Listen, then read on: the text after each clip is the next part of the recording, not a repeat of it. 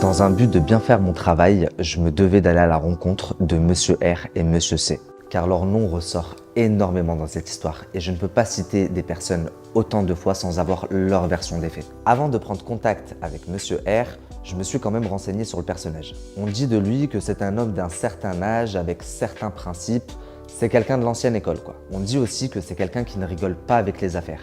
Et on me met en garde car en sortant mon documentaire, je pourrais nuire à son business. D'autant plus que d'après certains proches de l'artiste, Monsieur R serait envoûté par Marwa. Beaucoup de gens m'ont dit qu'ils n'accepteraient jamais de me rencontrer. D'autres m'ont dit que s'ils l'acceptaient, ce serait pour me faire un guet-apens, afin que je ne sorte pas ma vidéo. À ma grande surprise, après l'avoir contacté, il prend plutôt bien ma proposition de discussion. Il me propose même un rendez-vous pour répondre à mes questions et me propose même de ramener Monsieur C lors du rendez-vous. Je suis pas très serein, mais j'accepte. De toute façon, je suis lancé, advienne que pourra.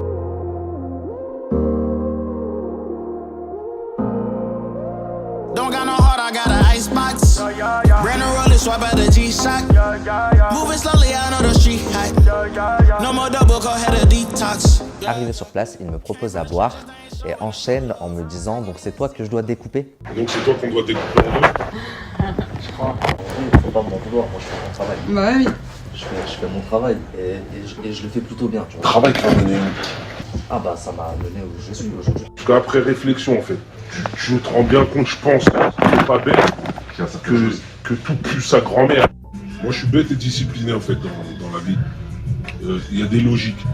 Déjà tu envoies un détective suivre une meuf qui n'est pas avec ton mec à ce moment-là. En fait je comprends, s'il serait là-bas et qu'elle doute, déjà dans la logique. Non, elle doutait que Marwa faisait quelque chose, mais ça n'existe pas quelque chose, c'est quoi quelque chose en fait? Il y a pas, non, n'invente pas d'histoire, viens on parle concret. T'envoies un détective comme par hasard, il tombe sur quelque chose. Je lui dis, elle aurait dû jouer au loto, elle aurait gagné au loto sur là. Maintenant, cette histoire-là, t'envoies un enquêteur, comme par hasard, il tombe sur quelque chose.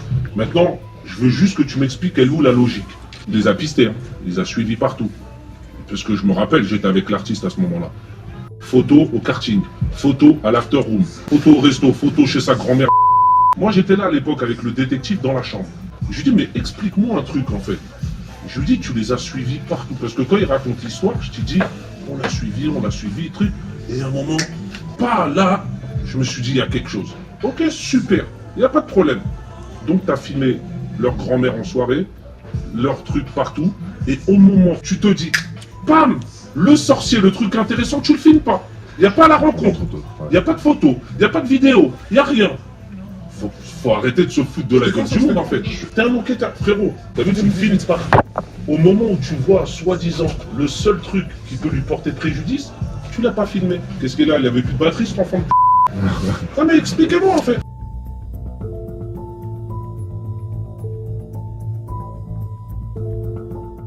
T'as le taré numéro 1 et la taré numéro 2. C'est deux tarés en fait. La femme à l'artiste ou l'artiste là. Ils arrivent sur internet. En fait, ils ont fait quoi? Une recherche de son numéro? Comment t'en arrives à trouver... Attends, laisse... Frérot, tu peux me dire ce que tu veux, un hacker, sa grand-mère, ce que tu veux. Mais tu sais où chercher, dans quel site, dans quel truc, dans quel je sais pas quoi.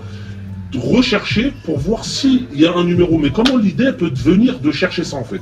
C'est de la guignolerie frère. Tu vas chercher dans un site s'il y a le numéro qui correspond à lui, alors que va avoir des millions de numéros. Au final, même le numéro, il est même pas bon. Il est plutôt de bonne foi, répond à mes questions. Il m'explique que c'est un businessman et que s'il s'est séparé de l'artiste, alors que celui-ci lui a rapporté de l'argent, c'est parce qu'il était en tort à 100% et qu'il avait dépassé les bornes, notamment dans son comportement avec le reste de l'équipe. Il m'explique qu'il a fait toutes les démarches pour le comprendre, qu'il est parti avec lui jusqu'au Maroc pour rencontrer le détective engagé par Madame A. Donc tu pars quand même au Maroc au final. Tu vas avec ton associé et vous rencontrez son patron, le patron de l'agence. Que celui-ci a subitement fui. Il se retrouve donc à s'entretenir avec le patron de l'agence de détective qui confirme que Marwa a bien fait de la sorcellerie mais il n'en a aucune preuve. Car rappelez-vous, durant 5 jours, le détective a envoyé des photos et vidéos à Madame A qui montraient les moindres faits et gestes de Marwa, sa sœur et son assistante. Des vidéos à la chicha, des vidéos à l'hôtel, des vidéos au restaurant, des vidéos à Carrefour, des vidéos dans des parkings. اما يلا طلقوا هذا الوفد الوزاري، ها هو دايزها، ها هو شتي، ها هما حابسيننا حنايا وهما زادوا. وفد وزاري ها هو شتي، ها هما دايزين، نحبسونا وهما زادوا. اها فوقاش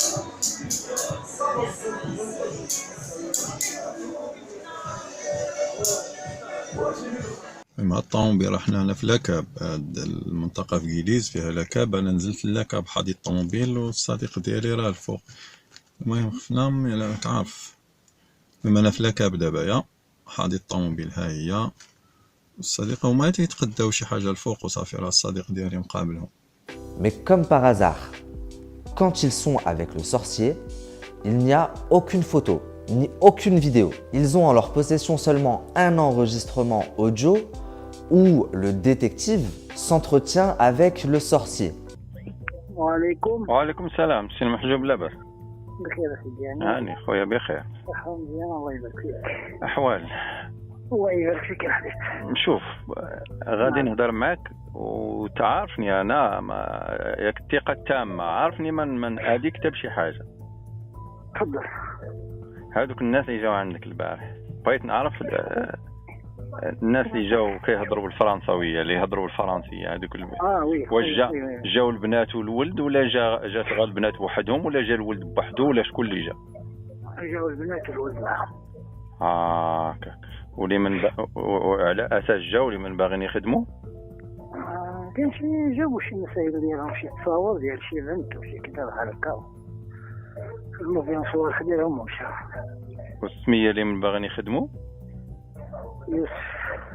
يوسف اش ولد من يوسف؟ D'après Monsieur R, cet enregistrement ne prouve rien. Le sorcier présumé pourrait tout aussi bien être le cousin du détective et leur appel téléphonique une mise en scène. Il m'explique également qu'il trouve suspect qu'un détective qui est basé sur Casablanca connaisse et travaille également avec un sorcier sur Marrakech, comme par hasard le sorcier de Maroua.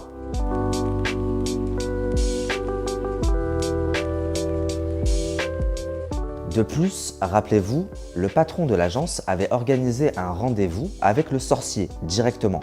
Donc Monsieur R et l'artiste devaient rencontrer le sorcier. Mais le jour du rendez-vous, le patron de l'agence les appelle pour leur dire que le rendez-vous est annulé, car le sorcier est parti en Égypte. Et pois chiche sur le couscous ou cerise sur le gâteau comme vous préférez, le détective qui est convoqué par la police quelques temps après affirme que c'est un escroc et qu'il a tout inventé. Et les gendarmes l'arrête au bout de 2 mois et demi. Il le ramène. Il arrive dans le bureau du commissaire. Et à ce moment-là, il est menotté, il se met devant le commissaire et il dit un truc qui est incroyable au Maroc. C'est je suis coupable d'escroquerie. Je suis prêt à assumer. Il dit en arabe, il dit je suis prêt à assumer la responsabilité d'une escroquerie. Mais tout le reste, tous les trucs de marabout et de sorcellerie, c'est inventé, c'est pas vrai. Et moi je le regarde comme ça et il me sourit. Mais tu sais, genre il me sourit vraiment. Monsieur R est persuadé que toute cette histoire est une conspiration montée par la femme de l'artiste pour faire virer Maroua Loud du label. Il m'explique même qu'elle n'était pas à son premier coup d'essai. En effet, avant cette histoire de sorcellerie, Madame A était souvent à l'origine de conflits au sein du label. Un coup Maroua Loud la regarde de travers, un coup elle ne lui dit pas bonjour, un coup elle bloque trop son mari en studio. Il m'explique que selon lui, elle serait un petit peu jalouse. Il y avait toujours une histoire qui n'allait pas. Et voyant que rien ne fonctionnait, elle serait passée à la vitesse supérieure avec cette histoire de sorcellerie. Il me dit mot pour mot, l'artiste est une victime dans cette histoire. Et s'il n'avait pas écouté sa femme, on n'en serait jamais arrivé là. L'artiste est une victime dans l'histoire. Elle n'a rien à voir au départ. Mais après, je crois qu'elle lui a tellement mis ça en tête qu'il fallait qu'il trouve une solution. Sa carrière, elle marche plus, tout s'arrête. Mais c'est normal, frère. Il me dit également qu'ils ont voulu Hagar Maroua, mais il me dit que lui n'aime pas la Hagra. L'artiste lui aurait dit c'est soit moi, soit elle. Bah je l'ai choisi elle. S'il y avait la preuve de quoi que ce soit contre elle, tu crois vraiment que je l'aurais gardé? Je l'aurais monté en l'air. Selon plusieurs de mes sources, je lui explique qu'il serait ensorcelé. Lui et le reste de l'équipe, à l'exception de l'artiste, aurait mangé un couscous chez Marwa. Je lui dis également, tu as l'air convaincu à 100% que Marwa n'a rien fait. Et si moi je te prouve, avec des preuves incontestables, qu'elle a fait quelque chose. Et là, je suis surpris par sa réponse. Il me dit, si tu arrives vraiment à prouver quelque chose, je lui nique sa mère. Je lui envoie un message maintenant devant toi pour lui dire, mais je sais que c'est impossible. Si l'artiste, nous, à l'époque, on n'a pas réussi à avoir de preuves, je vois pas comment toi, tu pourrais en avoir. Monsieur R est vraiment sûr de lui. Tout n'est qu'invention, il ne peut pas y avoir de preuves. Mon entretien avec Monsieur R touche à sa fin quand tout à coup, j'aperçois un homme arriver. Il s'agit de Monsieur C qui vient se joindre à nous. Ça va et toi? Tu vas bien? T'es ok? Ça va, Salam. Monsieur C s'installe. Il m'explique que pour lui, cette histoire n'a ni queue ni tête. Il me dit que le détective est marocain. Et voyant l'engouement autour de Marwa Loud à ce moment-là, les gens la prennent en photo, il me dit qu'elle ne peut pas se déplacer sans que les gens l'arrêtent, elle fait des showcases. Il aurait inventé cette histoire de toutes pièces pour soutirer plus d'argent. Quand je lui montre la vidéo de lui avec Marwa, sa sœur et son assistante, et que je lui demande pourquoi se sont-ils rencontrés dans un quartier populaire,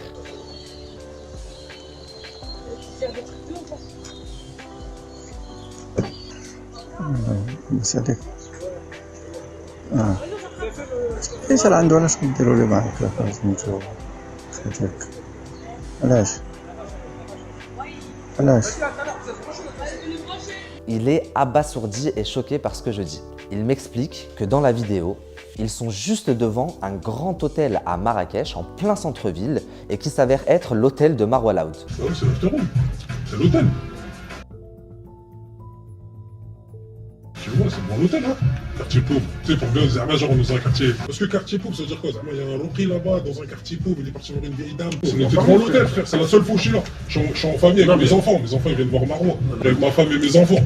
On est à Marrakech. Il m'explique également qu'il n'y a rien de choquant dans sa rencontre avec Marwa, puisqu'à ce moment-là, il s'occupait un petit peu d'elle, que ce soit à Paris ou dans ses déplacements.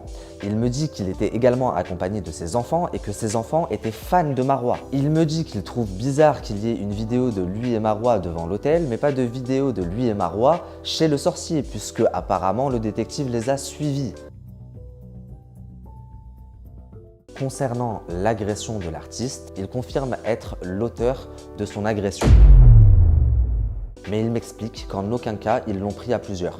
C'était un tête en gros, l'artiste contre Monsieur C. Il m'explique qu'en effet, il était accompagné d'amis à lui, qui connaissaient également l'artiste, qui étaient également des amis de l'artiste, mais que personne n'est intervenu.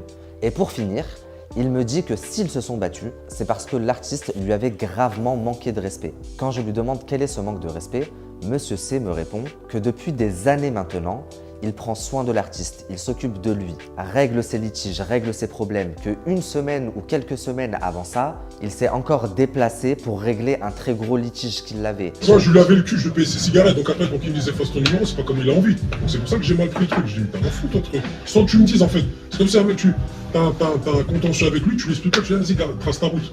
Après avoir passé 10 ans avec. C'est un manque de respect.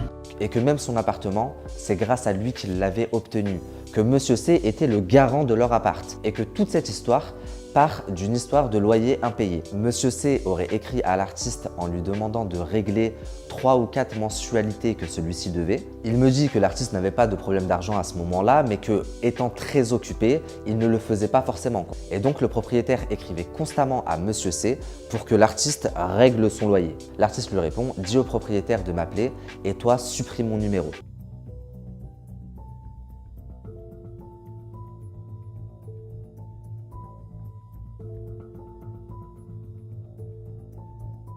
Et ce serait donc pour cette raison qu'il s'est déplacé en bas de chez lui pour en découdre.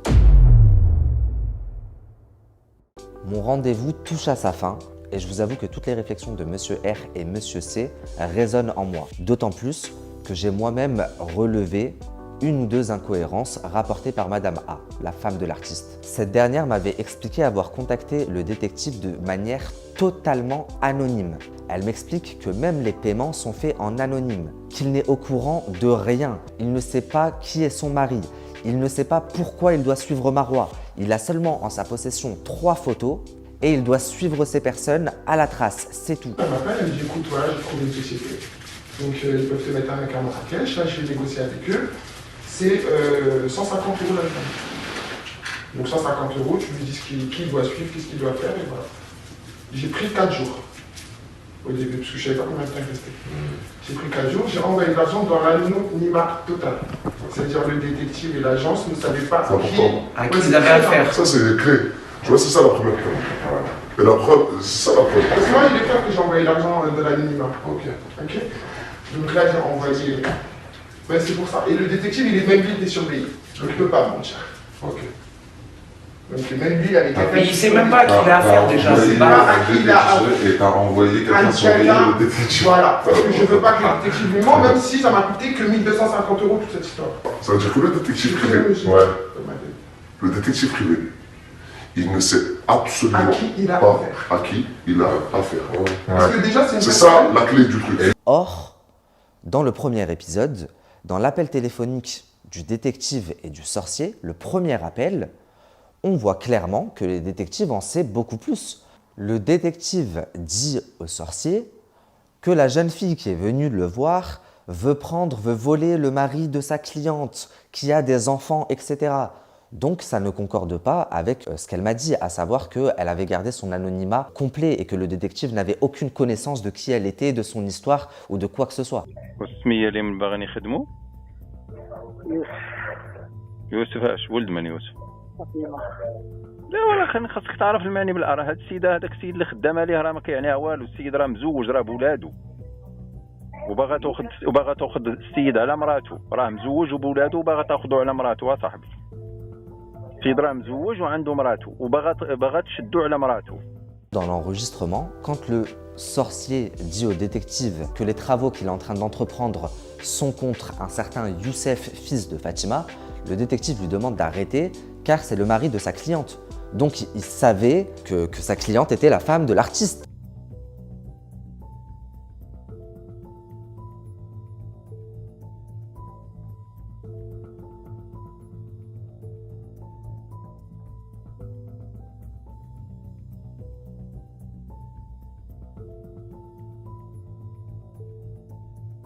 Ajoutez à ça toutes les réflexions de Monsieur C et de Monsieur R, et j'avoue que le doute s'installe. Je dois à tout prix retrouver le détective et même le sorcier dans l'idéal pour avoir le fin mot de cette histoire. Je vous propose donc de voyager avec moi direction le plus beau pays du monde, puisque c'est mon pays, le Maroc. On part pour Casablanca, c'est là-bas que mon enquête débute.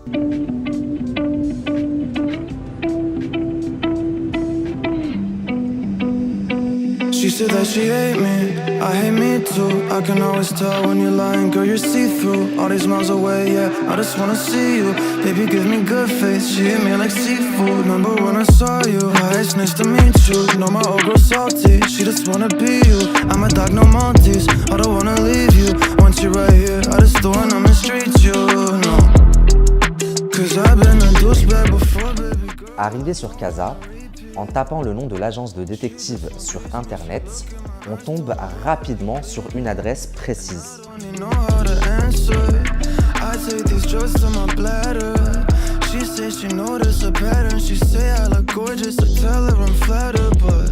C'est donc tout naturellement que je m'y rends. Arrivé sur place, il n'y a aucun panneau, aucun indicatif, aucun nom, aucun moyen de trouver les locaux directement. Je demande aux passants, au voisinage, au café.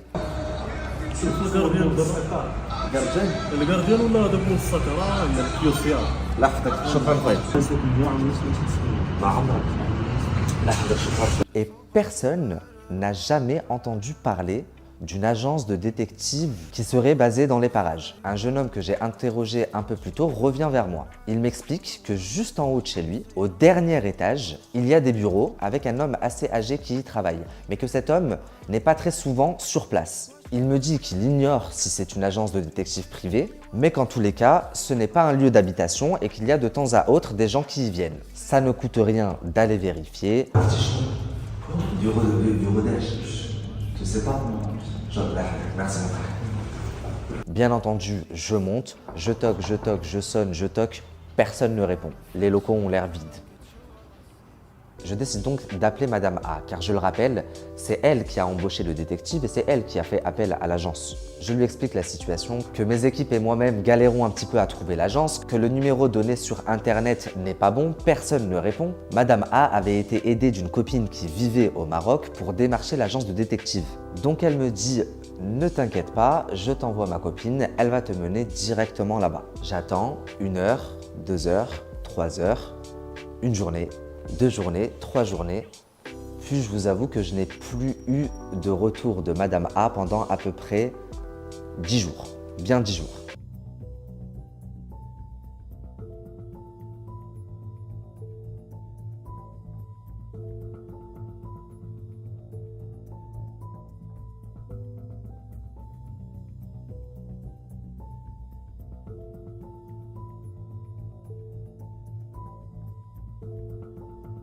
Je décide quand même de laisser une partie des équipes sur place pour rechercher le détective.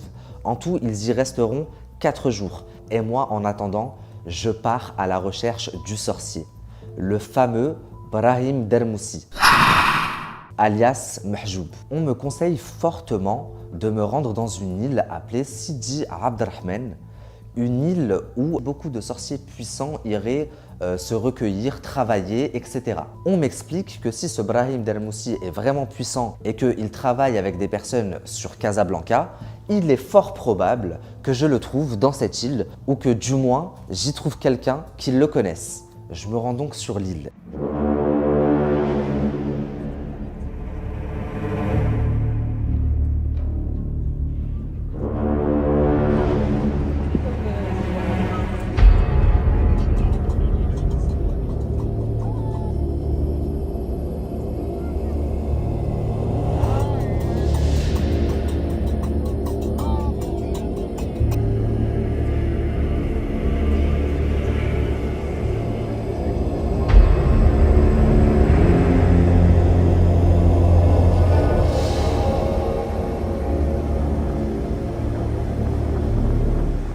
Avant d'aller plus loin, il me semble important de faire une mise au point. Le Maroc est un pays incroyable. Le peuple est tellement accueillant et généreux. Les nombreux paysages sont à couper le souffle et historiquement, je trouve le pays passionnant. Je suis fier d'être marocain et français. Et je vous demande de ne pas stigmatiser tout un pays et son peuple à la minorité de personnes qui pratiquent des rites occultes. C'est une gangrène internationale à combattre, tant bien en France qu'aux États-Unis et dans le monde entier. Maintenant que tout est clair, on peut reprendre. Et là, la famille, soyez très attentifs, car encore aujourd'hui, je suis traumatisé de tout ce que j'ai vu, entendu. Je vois une femme qui semble travailler dans l'île, donc immédiatement je l'aborde. Je lui demande ce qu'elle fait ici. Elle m'explique qu'elle travaille chez tous les habitants de l'île, qu'elle fait le ménage, mais qu'elle ne vit pas dans cette île. Je lui explique avec mon assistante qu'on est à la recherche d'un sorcier. Mon assistante prétexte qu'elle aimerait faire revenir son mari et que pour cela, il nous faut le meilleur des sorciers. On lui demande si elle a entendu parler d'un certain Brahim Dermoussi, puisqu'elle connaît tous les habitants de l'île et qu'elle travaille chez eux. Elle m'explique que comme ça ne lui dit rien, mais elle nous demande tout de même un numéro de téléphone. Elle nous dit qu'elle va se renseigner et revenir vers nous si elle entend quoi que ce soit. نخدم مع الناس كاملين ندير لهم الميناج باش ناخذ رزقي نطلع بحالاتي عند وليداتي. ساكنه هنا في كازا؟ هنا في كازا في المدينه. تتعرفي شي واحد كان تيجي لهنا سميتو ابراهيم درموسي؟ ابراهيم درموسي تيجيو الناس بزاف شحال بدك تحقق؟ هذا واحد كتب فقي ولكن فقي يدير بحال باغ يجيب الدجاجه يمدوا له فلوس الناس. باغ اكزومبل انا بغيت نرجع راجلي فهمتيني ان شاء الله. هذا الراجل اللي سميتو ابراهيم درموسي معروف زعما. غادي تقدري تعطيني نيميرو التليفون ديالك ونسول لك عليه. اوكي نعرفو فين كاين نقدر نعيط لك نديك عنده. الله يحفظك. فهمتيني. عطيني نيميرو التليفون ديالك. غنعطيك دابا النمر. بلاتي نبقي دابا سميتو ما عنديش التليفون. وكتب لي سميتو هو في مورا النمر. اوكي داك باش يبقى عاقل على نفسه.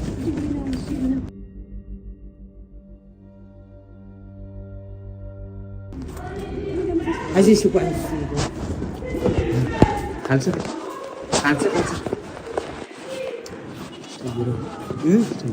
هذا ولي من اولياء الصالحين. كاين هو ميت سيدي عبد الرحمن وحده الخادمه ديالو. وانا تيسليو زعما اش دير تقدر هادو تيدوزوا الشرع ديالهم. الناس اللي هما مجاديب وعندهم داكشي ديالهم تيجيو تيدوزوا الشرع فيه، وناس كاينين ناس عاوتاني اللي ما عندهم حتى شي حاجه تيجيو تيزوروا تيشعلوا ليه الضو ديالو وتيخرجوا وتمشي. فوالا. On poursuit notre visite de l'île.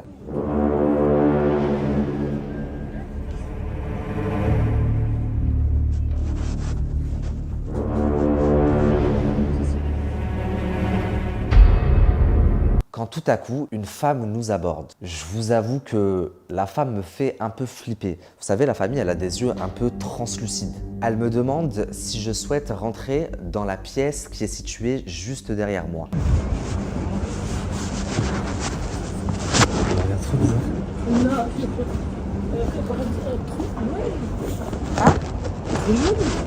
Oui. Là شنو كاين تما؟ كاين العيالات انا ما كنامنش ما كندخلش تما ما كنامنش. كاين العيالات اش تيديروا تما؟ واش كيديروا الله اعلم. الفامر قالك اش كيديروا لداخل.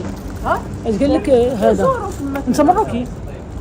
ولكن 12 عام وانا ما جيتش في بلاد المغرب. فرنسا حتى انا كنت هاد الايامات في فرنسا. الا مشينا نتوما انا مشيت لليون نتوما. Avignon? Lyon. Oui. Attendez, pause. Elle me surprend un peu quand elle me dit qu'elle était en France récemment. Encore plus quand elle me dit qu'elle était à Lyon. Car 24 heures avant, j'y étais également. On a pris notre avion de là-bas. Et en plus, je suis originaire de Lyon. Ça y est, je commence à psychoter. أين بلاصة في ليون؟ واش نقول لك أنا مشيت 15 يوم ما عرفتش هذيك الكارتي اللي ساكن فيه. واه. وي. زوينة. دخلي أختي. دخلي سيري. ولكن non. لا صورتي. Pause. Alors là, deux choses la famille. La première, c'est que la femme nous dit « Tu peux rentrer dans la pièce, par contre tu ne filmes pas ». Naturellement, mon assistante lui répond qu'elle ne compte pas filmer. Et là, la femme lui dit « Si, tu as pris en photo tout à l'heure ». Mais je vous jure la famille que personne n'a sorti son téléphone, ni pour filmer, ni pour prendre en photo. On filmait en caméra cachée. La deuxième chose, la famille, croyez-moi ou pas, je vous jure que ma caméra s'est coupée une fois dans la pièce. Je n'ai aucune image vidéo à l'intérieur, seulement une photo que j'ai prise en faisant mine d'envoyer un texto. À l'intérieur, il y avait pas mal de monde, beaucoup de femmes. L'une d'entre elles a insisté pour mettre du henna sur la main de Selma. À ma droite, je vois un genre de tombeau, et à ma gauche, pareil. Un homme s'approche de moi et me dit que la personne qui est enterrée ici, Sidi Abdelrahman, est un marabout qui travaillait avec des djinns. Puis, il me demande si je veux moi-même rencontrer un marabout. Ça y est, là c'est officiel, je me pisse dessus. Je me dirige rapidement vers la sortie quand tout à coup, je remarque qu'une femme me suit. Elle me dit que sa copine l'attend à l'entrée. Puis, elle me propose d'aller boire un thé. عندك خوتك في فرنسا والوالدين؟ عندي كل شيء في فرنسا. الوالد كيهبط هنا المغرب يجي. باباك مكناسي وباباك مكناسي. بجوج بهم مكناسي. ايفو تسكنوا هنا؟ جابت انا حي سدرك. جيتي من بعيد باش نزور الولي الصالح سيدك عبد الرحمن. شكون هو؟ سيدك تواسي طما. شكون هو داك سيدي عبد الرحمن؟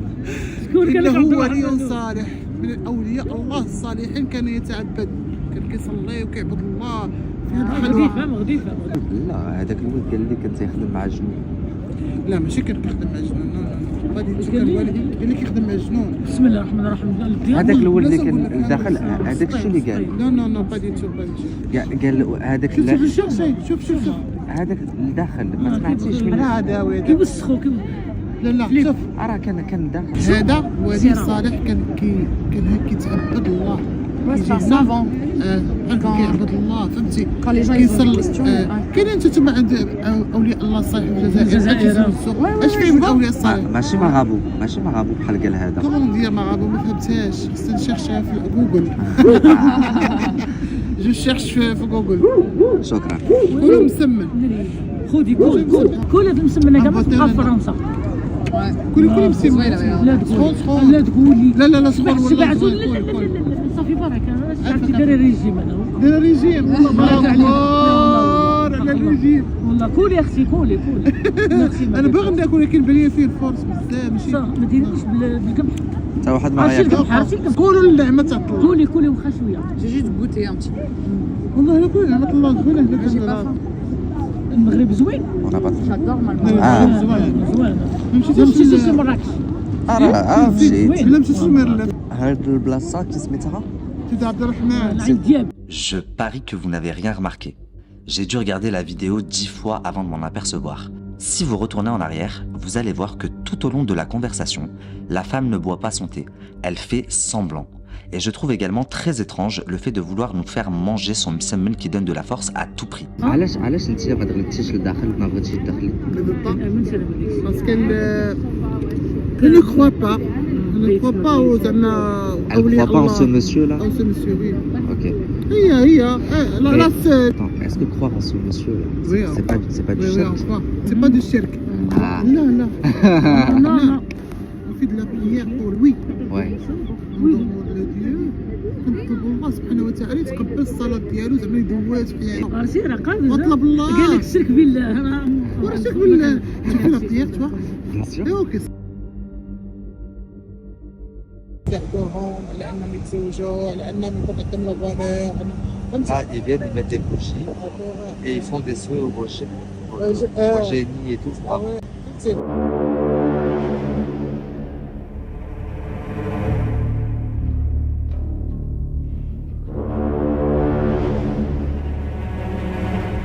C'est de la merde ça. Il y a de la merde là. Là en fait, ils viennent allumer des bougies pour que leur feu s'exauce, ils font des sacrifices d'animaux, de boucs, de moutons.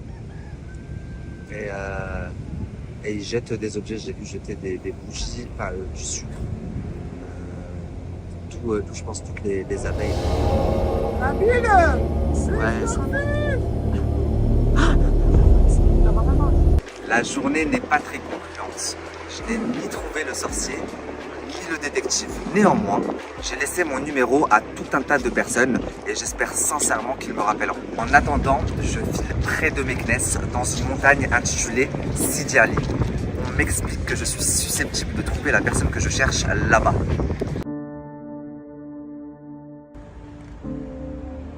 Arrivé sur place, il me propose à boire et enchaîne en me disant « Donc c'est toi que je dois découper ?» Donc c'est toi qu'on doit découper en deux.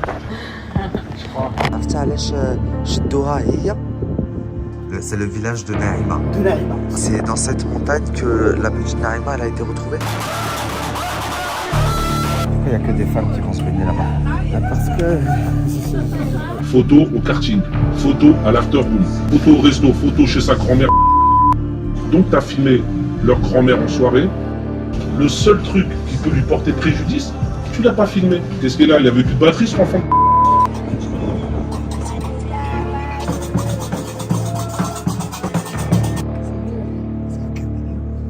Moi, je lui avais le cul, je lui payais ses cigarettes, donc après, quand il me disait fasse ton numéro, c'est pas comme il a envie. Donc c'est pour ça que j'ai mal pris le truc. Je dis, mais t'as un fou, toi, truc. Sans que tu me dises, en fait. C'est comme si un mec, t'as un contentieux avec lui, tu l'expliques pas, tu dis, vas-y, trace ta route. Après avoir passé 10 ans avec. C'est un manque de respect.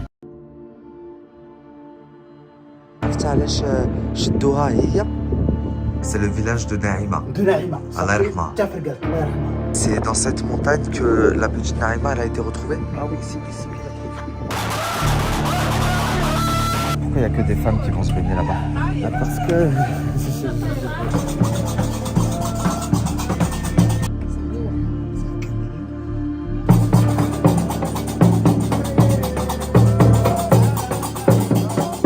منين يتفسخ داك الشيء صايي ما يبقاليش داك. Non, c'est bon, j'ai changé d'avis. Tu veux pas? Là, ça fait rien.